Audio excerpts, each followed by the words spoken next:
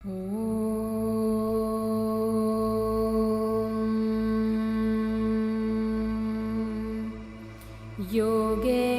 चित्तस्य पदेन वाचां मलं शरीरस्य च वैद्यकेन योपाकरोतं प्रवरं मुनीनां पतञ्जलिं प्राञ्जलिरानतोऽस्मि। आबाहुपुरुषाकारं शङ्खचक्रासिधारिणं सहस्रशिरसं श्वेतं प्रणमामि पतञ्जलिम्।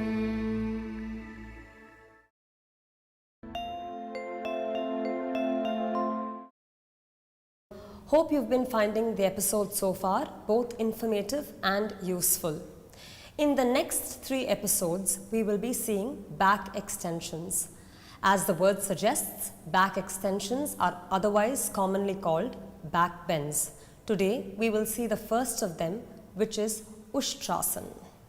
For all back extension, it's important that the back or the spine is well worked and the concave back position that we've mentioned in all the episodes so far is well established. One must imagine that the concave back position is so much enhanced that the spine naturally moves into a back bend. For this, the spine must be well prepared, so every single one of the previous episodes are required and should be well practiced for this upcoming segment. It is for this reason that we have positioned the section on back extensions at this phase so that the previous episodes are well understood and well practiced. We will see today's asana, which is Ustrasana or a camel's pose. Just like the camel has a hump, the profile of this pose resembles a camel. Always remember, in back bends, one must never collapse or drop the spine or compress the lumbar to simply fall back into a back bend. As the word suggests, it must be an alert extension of the spine. The spine must be firm and well erected, well extended. In which way we approach a back bend, the spine should not collapse or should not compress. Keeping this in mind, we will proceed to see how one must do Ustrasana.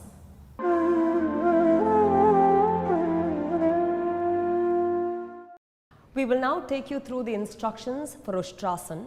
First, we start by sitting in Virasana. Virasana is a sitting pose that was discussed in the earlier sections. So, sitting in Virasana here with the knees as well as the feet shin together. In this pose, when you're sitting, you'll have to make sure it is the buttock bone that makes contact with the heel bone. I'll clarify that for you. The buttock bone, in order to make contact with the heel bone, the back thigh should be long, sharp, then it exposes the buttock bone to the heel bone. But if the buttock tucks in, then it only slouches or exits the sacrum. Then what comes in contact with the heel bone is the thick, fleshy part of the buttock and not the buttock bone. So you have to move the thigh back and sit in such a way that the sharp part of the buttock bone comes in contact with the heel bone. Move the thigh back and make sure the sharp part of the buttock bone comes in contact with the heel bone. Now there is the body of the thigh. The thigh, the quadricep, is a thick muscle. You have to willfully descend the weight of the thigh onto the shin. Usually, the front of the ankle, front metatarsal and the lower shin struggle to make contact with the ground on its own, and so you have to use the weight of the thigh to hammer into that part of the shin to get that contact of the shin with the ground. That is the first position to establish for Ustrasana, where there is solid contact between the shin and the ground. From that position, the practitioner will then raise up to a kneeling position, where though the buttocks are coming up, you still willfully plug the metatarsal front, the lower shin as well as the frontal ankle down to the ground. You see this gap that comes in here, that should be avoided. The entire section of the shin frontal metatarsal should be pressed down to the ground while coming up. This is the second phase. Usually, when you come up, if you allow the metatarsal to come up or the frontal ankle to come up, then the weight comes over the knee exclusively. In order to avoid that, you have to paste the metatarsal frontal shin down and then come up, so that as you can see here, there is no space between the shin and the ground. This puts the weight on the shin and not on the fragile part of the knee. Keeping that, in the second position, you take your hands up on the buttock and then really pull the middle buttock forward. By middle buttock, I mean the area of the buttock has a top section, has a bottom section, and has a middle section, and that's the fleshy part of the buttock. That part of the buttock, the fleshy part of the buttock, must be drawn in to make sure the sacrum and tailbone engage in this action. During that part, the chest should not shrink. Raising the chest up, raising the wall of the abdomen up, rolling the shoulder back, spreading the chest from center to side. You have to make the area of the chest expansive. While the chest is expansive, you have to continue to move the middle buttock forward. The thigh has to yield to allow the middle buttock to come forward. Sharp raise at the sides of the body. The armpit should not dig back. You have to move the armpit back to front upward. You have to hook the armpit. If you see, the spine at the back is injected forward, upon which the chest is raised up. This gives a coiling action. So the chest has to be coiled, back ribs in, chest up, back ribs in, chest up. With that coiling action, the hand has to be released down far away from the body in such a way that the shoulder blades are contracted, lifted, and then the hand is released to the heel. Here, pressing the palm on the heel, the practitioner then has to mobilize the armpit forward, mobilize the chest upward, raise the sternum, and really draw the hips forward. This is the final position where the anterior neck is also extended. Pressing the palm, raising the chest up, as if you're really plucking and coming up with the chest. You have to release the hand from the heel and then sit back in Virasana.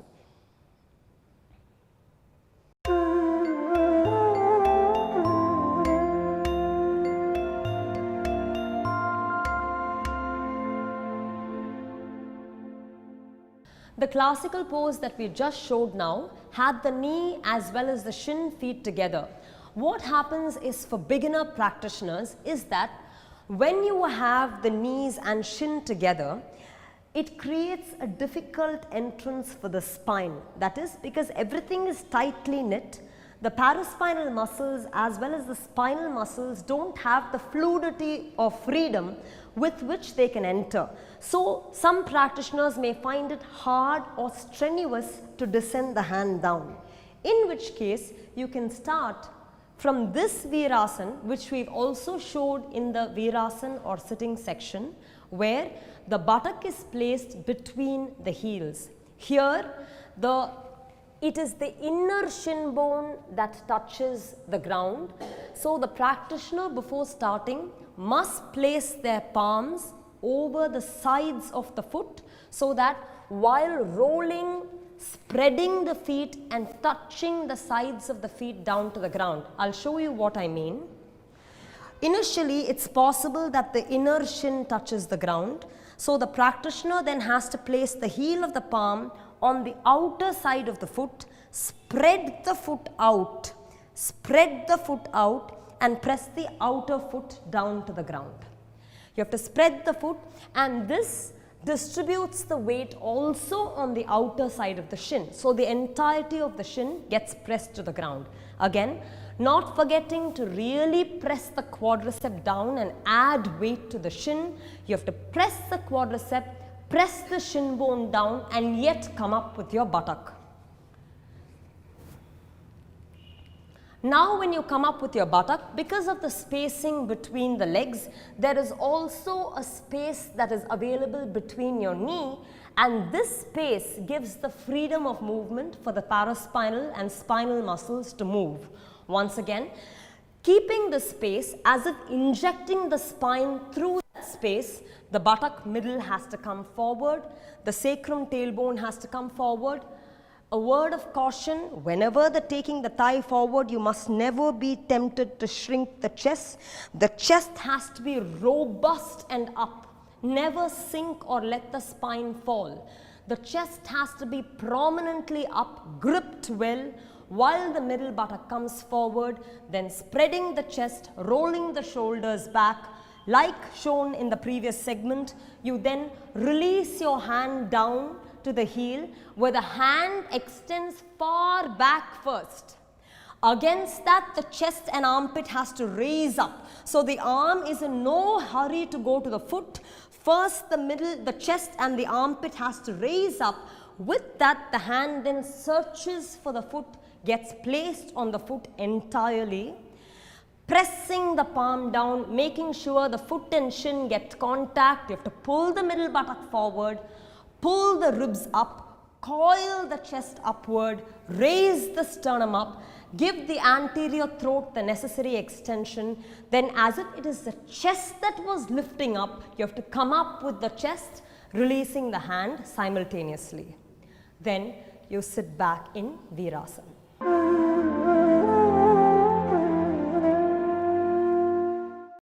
So we mentioned the first scenario where sometimes when you're unable to hold the shin down, the legs or the feet come sliding inwards. For that, and this is also beneficial, the arrangement that I'm going to show, for people who are not able to completely sit on the ground, they don't have the mobility of the knee to be able to sit on the ground, then you use the current arrangement that I'm showing. It duly serves both purposes, feet sliding in and inability to sit down. Here then you use a block that is placed between the inner ankles. So the block is placed between the inner ankles. Then keeping the block between the inner ankles, the practitioner comes up. Because the buttock is now seated on a higher plane, the range of movement is not as difficult for the knee for it to be taken all the way down. Of course, if you need, you can keep two blocks, you can keep a vertical bolster, you can keep the block turned around depending on how much height is required until which a practitioner can go down for sitting in Virasana. Here I am showing you with the block flat and the block is held in between the inner ankles. After doing that, I am keeping two blocks on either side of the feet. As you know, essentially for Ustrasana, the practitioner reclines, raising the chest up and then places the hand on the feet. But in cases where you're not able to do that, remember I said sometimes people fall, collapse the spine. It is not about taking your hand all the way towards your foot at the initial first shot itself. Rather, it's about how the spine can be kept tall and firm with the diaphragm and the chest expanded, armpits alert back to front. That positioning is more important. So, if you're not able to take the hand to the foot with that spinal position, then it's okay to keep height, but take the armpit, raise the spine, raise the chest and come down such that your hands can be placed on the block. Here as you see, if you have to drop your spine to take your hand towards the feet, you may as well not do that. You place the hand on height, drive the back ribs in, contract the shoulder blades, fix it in and then raise the chest up, making sure that the middle buttock is sharp and forward. So this lifts you a little off the ground and also gives the spine the necessary elevation. Pressing your hand, you come up. Sit back down on Virasana. So now I'll show how we can use the rope to release or relieve this fall As you can see, when the practitioner goes down here, sometimes this is the way they go. The buttocks go back and the chest is sunk. There is an absolute sinking of the chest here. Here, then I will use a rope around the armpit and make sure I'm able to lift the armpit chest in a way that I'm able to bring the buttock forward and raise the chest up. Here, when I lift the armpits up, I'm able to raise the sternum, and then the practitioner can roll the shoulder back, press the palm on the brick and further lift the chest up. In this way, we can assist people who are unable to mobilize their spine as well. Releasing and going down to Virasana.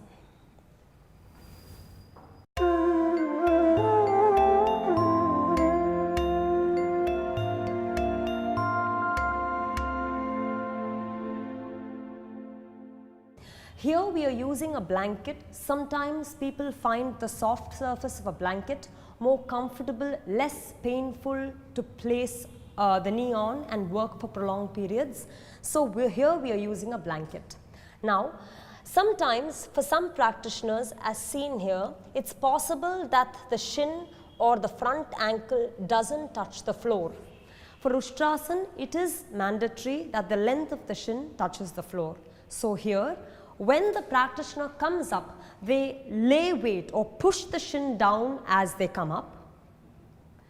But then here we place a bolster across over the heel as well as the shin. Now, as you can see, this is just the weight of a bolster. You may use additional weight like a plate weight on top of it so that that weight can add further kilos to push the shin down. So this is just the bolster, but we can also top it up with more weight. Here the practitioner then sits down back, and when they sit down here, as you can see, this bolster gives additional press to the shin.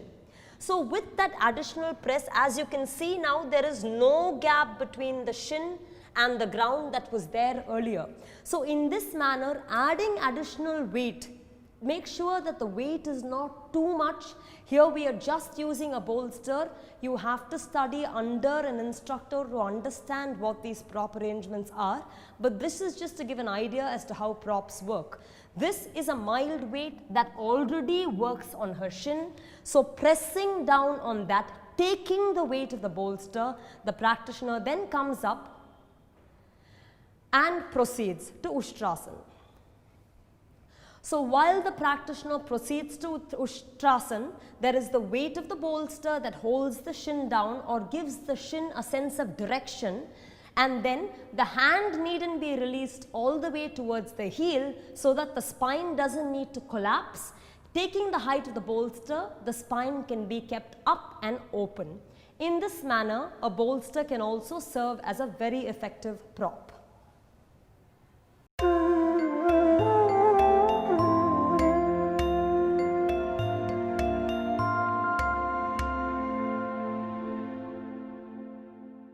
In cases where the spine lacks mobility, we can now use a rope wall as we are going to show. So, this is a rope wall and the practitioner is already sitting in Virasana, and between the front of the knee and the wall, we've placed a pillow. This pillow is not a tall, high pillow. We call it the pranayam pillow. It comes just about above the knee when a person is seated. So, with this, we will show you how to proceed. Pressing the shin down, the practitioner comes up. After coming up, as I told you, this pranayam pillow is just above the knee, comes around the area of the middle thigh. So then, holding the ropes, we mentioned earlier that the buttock should be taken forward, the middle fleshy part of the buttock, tailbone, sacrum must be taken forward. So this pillow provides that mobility to really take that buttock towards the wall. So here the middle thigh, the lower thigh is kept back. The top thigh, which holds the buttock, has an advantage to go forward. With that, holding the ropes, you will have to suck the back ribs in and really raise the sternum up, expanding the chest. Then you will have to slowly arch back, but holding the rope provides that fulcrum to lift rather than drop into a curve. So holding the rope, you'll have to pump the chest up, pump the sternum up, draw the back ribs in, coil the chest and go down, slowly releasing the elbow while at the same time trying to maintain the hip forward. Then you come back up, lifting the chest. This we showed you with the movements broken, but to mobilize it, you do these actions relatively quickly in a cycle a few times continuously, as he will show. Holding the rope, lifting the chest up, taking the middle buttock in, you lift the chest, go back, come up through the chest and up. Once again, taking the middle buttock in, lift the chest, go back, releasing the hands straight, and then you come back up. This, when you do it a few times, it gives them the mobility to go back with the spine, but at the same time, keep the spine lifted. This, when we do it in fast cycles, it gives the spine fluidity as well. Now, we have showcased many variations of Ustrasana. As you see, the prop arrangement for everything is different depending on the condition and the principle towards which we are working. This is for opening the diaphragm and increasing the lung capacity. As you will see, it's not easy to hold a back bend for long, but the only way the capacity of something can increase is if you hold the position in an expanded but passive way so that it is long enough to effectuate a concrete change. This version of Ustrasana is one of those. As you can see, we have a bench, a stool, which we call the Halasana bench, which is topped with a bolster and then a blanket. I use this height so that this height is in line with the person's buttock and sacrum. Behind there is a chair, again with an elevation of a pillow and then a blanket, so that when the person rolls back, they have a support for the head and neck to rest on. There is a gap between the two and we will show you why. So, keeping the sacrum or buttock rested against the bolster, the practitioner then places the palm, raises the chest up. There is no back bend or any pose that can be done with a sunken spine or chest. So, the chest has to be raised and the shoulder has to be mobilized backward. With that, the practitioner has to slowly recline on this arrangement in such a way that the shoulder comes into the gap between the bolster, that is the stool, and the chair. At this point, then the practitioner releases the hand, head rested, pressing the shoulder down in such a way that the chest and diaphragm remain lifted. Then the practitioner bends the arm and holds the front of the box. This gives a grip to further raise the chest up, but the entire support system allows for a person to stay in this pose. This staying helps widen the chest, expand the lung capacity, widen the diaphragm, while at the same time delivering all the benefits of Ustrasana.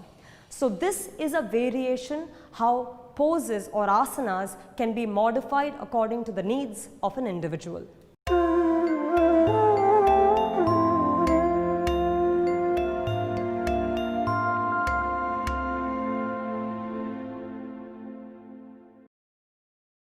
We now saw the classical pose Ustrasana as well as prop assisted variations.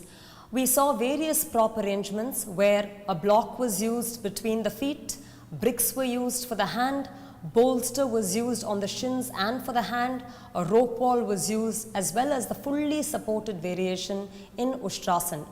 Each one of these variations have several benefits.